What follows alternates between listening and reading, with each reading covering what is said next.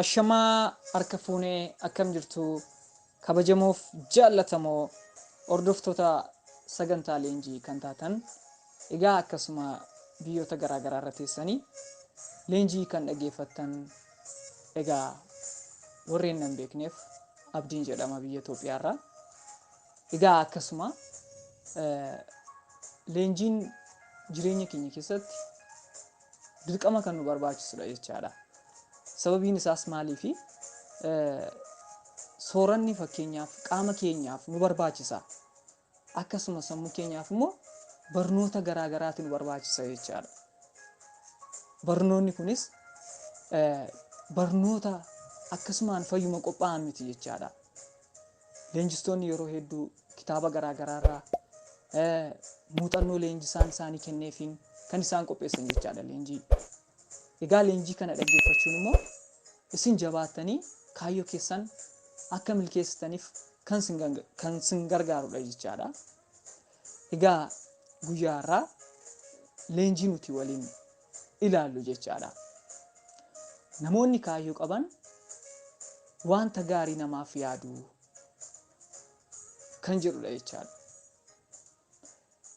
Egaa mata duree kana maaliifin fudhadhee jireenya keenya keessatti kaayyoo qabdu yoo taatan, hiikaa kaayyoo beektu yoo taatan, namni kaayyoo qabu kaayyoo isaa sana bira gahuudhaaf jechaadha. Wanta gaarii yaaduu qaba. Hiriyoota isaaf, maatii isaaf, biyyaaf wanta gaarii yaaduu qaba jechaadha. Sababiin isaas maal jedhameera? Namni wanta facaase haamaa jedhamee jira jechaadha.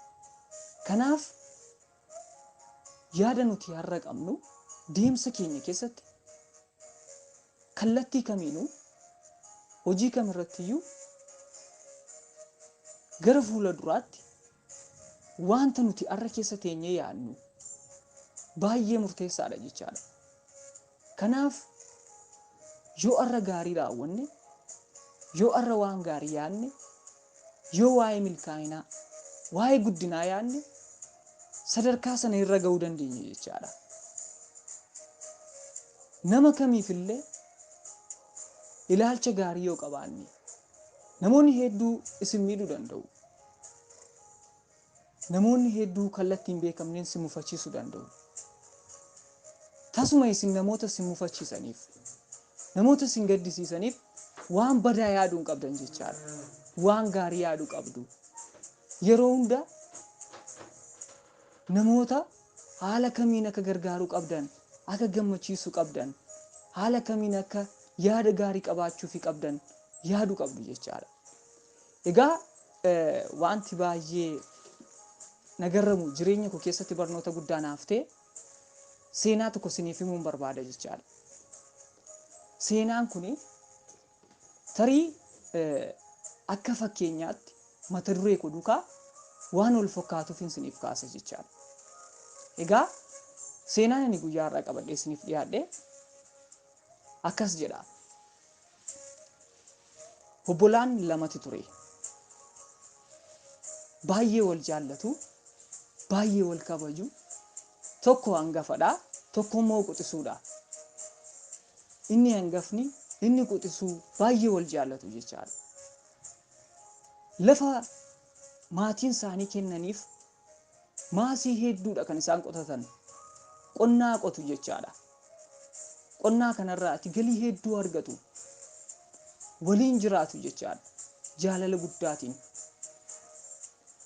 Egaa osoma waliin jiraatanii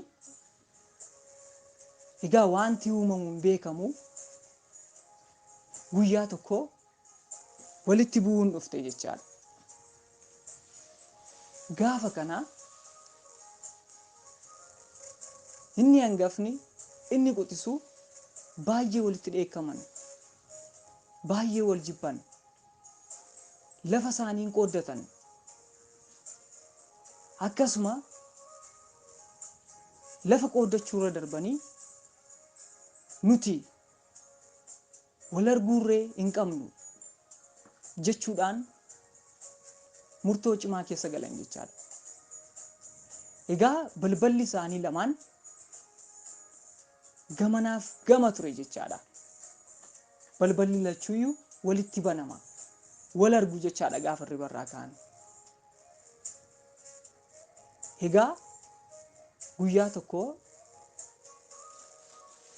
inni hangafni warroota anaaxii warra mana mukaa hojjetan jechaadha. Warroota mana ijaaruu danda'an akkasuma immoo dindila garaagaraa ijaaruu danda'anii dhaqee mari'ate jechaadha. Obboleessa koo arguu hin barbaadu. Ganamaaf galgala fuula isaatti kan inni manaa bu'u fuula isaattidha. Yeroon balbala koo banadhu fuula isaan argaa. Kanaaf obboleessa koo kana waan gootu godhiiti fuula dura keenyatti waan barbaadde ijaariitii fuula koo duraa dhoksii jedhe jechaadha. Kana booda abbaan hojii kun baalamuyaan kun wantoota barbaachisu hunda itti himee nan hojjedha jedhee wanta isa kaffalchiisu hunda xumuree mi'a isaa muluu sassaabbateeti gara mana isaanii deeme jechaadha. Kana booda amman magaalaa deemee wantoota tokko tokko xumuree dhufutti ati immoo ijaarii xumurii jedhee itti himee sokke jechaadha obboleessi mucaa kanaa. Kana booda anaaxiin kun gaafa obboleessi inni hangafni gabaatii deebi'u anaaxiin kun dindila baay'ee bareedaa ta'e dindila baay'ee namatti tolu ijaareeti duratti wal bukee deemuudhaaf wanti isaan rakkisu bo'oo guddaati ture karaan citee balbala isaanii lamaan fuula dura jechaadha.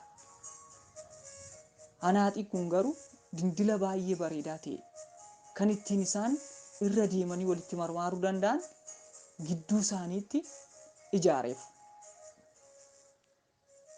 Kana booda obboleessi inni hangafni kun gaafa deebi'ee kan argu baay'ee ajaa'ibsiifate baay'ee garramame jechaadha. Baay'ee dinqame. Waan inni itti himee sokke akka obboleessi isaa tasuma ija isaa nagarree kan inni barbaadee ture. Garuu anaaxiin kun kan inni ijaaree baay'ee isa dinqee. Kana booda obboleessi isaa inni quxisuu gaafa dhufu dindila kana gaafa argu baay'ee rifate. Baay'ee tokko ani utuun isa jibbu, ani utuun isa miidhu, ani utuun isa hin kabajin inni garuu wanta gaarii nuuf hojjete. Dindila nu rakkisee ture nuuf ijaaree badiina nadhaa jedheeti inni quxisuu kun dindila sanarra fiigee dhaqeeti obboleessa isaa kanaan anati balleesse. Ati garuu dindila nu rakkise kan akka inni nuuf ijaaramu goote badii koo osoo natti hin qabamiini osoo natti hin mufatini dhiifama naaf godhii jedhee obboleessa isaa dhiifama gaafate. Obboleessi isaas dhiifama godheef. Obbolaan ol jibbanii turan jaalalaan jiraachuu jalqaban jechaadha. Lafa isaanii gargar qooddatan waliin irratti hojjechuu ittiin jijjiiramuu eegalan jechaadha. Egaa seenaa kana keessatti mata duree koo duukaa akka inni wal fakkaatu argitanii jirtu. Mee osoo bakka namticha anaaxii kanaa buusanii dhuguma kana hin gootu? Yeroo hedduu maatii keessan ta'uu danda'a, hiriyoota keessan ta'uu danda'a, namoonni wal dhabuu danda'u, yeroo meeqa namoota walitti araarsuuf, yeroo meeqa namoonni akka isaan wal jaallataniif tattaaffii gootanii beektu. Yeroo meeqa namaaf yaaddanii beektu. Garuu isin maalidha? Kaayyoo qabdu. Mul'ata qabdu jechaadha. Mul'ata keessan booriidhaaf maal gochaa jirtu har'a? Har'a waan gaarii yoo raawwattan mul'ata keessan bira gammachuutiin jijjiiramaan gahuu dandeessu jechaadha. Ilaalaa, namoonni yeroo kana karaa kamiin akka nama walitti buusan, karaa kamiin namoonni akka wal jibbanii kan isaan ijaaranii argitanii jirtu yoo ta'e. Garuu namtichi kuni isaan obbolaanii icciitii jiru hunda jalqaba irratti dubbateefii jira. Osoo ijaaree fi dhiisee sokkeratee ni danda'a. Garuu namtichi kun hammam cimaadha. Akka isaan wal jaallatan, akka isaan dhiifama waliif taasisan raawwate jechaadha. Egaa namoonni kaayyoo qaban waan gaarii namaaf yaadu. Isin namoota kaayyoo qabdan waan taataniif waan gaarii, waan guguddaa namaaf yaadu. Nama haaloo qabatu, nama jibbu, nama tuffatu miti isin. Isin namoota ciccimoodha. Isin nama kaayyoo qabdanidha. Kaayyoo keessaniif immoo karaa isaa bareechuu qabdu. Daftanii kaayyoo keessan bira gahuudhaaf jechaadha. Egaa barnoota guyyaa har'aarraa waan baay'ee hubattaniittu jedhee yaada. Seenaa kana keessatti wanta isinitti tole maraxxanii filattanii fudhachuu dandeessu jechaadha. Kan isin barsiise, kan isin hin barsiisin immoo filattanii fudhachuu dandeessu jechaadha.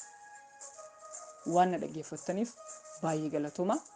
Barnoota itti aanuun amma wal agarrutti turtii gaarii.